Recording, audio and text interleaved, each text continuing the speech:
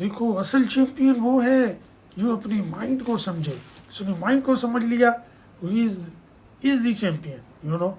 सो अपने माइंड को समझना बहुत ज़रूरी है।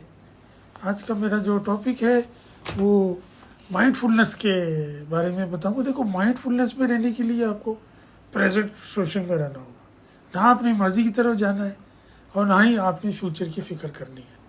फ्यूचर की फ़िक्र करते हैं तो उससे एंजाइटी होगी, माजी की तरफ जाएंगे तो कोई आपको फेलियर है तो वो सुन के आपको यानी कि सैड वो होगा आपका दिमाग। तो आप बेहतर है हर वक्त वो प्रेजेंट सिचुएशन में रहें।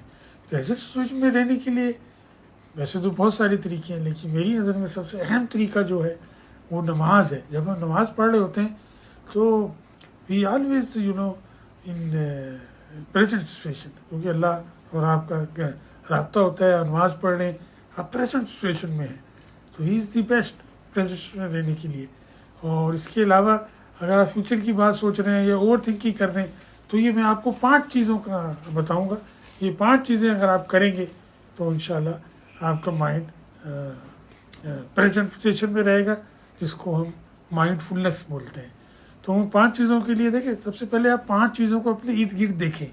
जैसे आपकी चेयर पे या आपके करीब मोबाइल रखा है, ठीक है, चाय का कप रखा है, चेयर रखी है, तो ये सब चीज़ें आपने नोट बोलना है, नाम लेना है।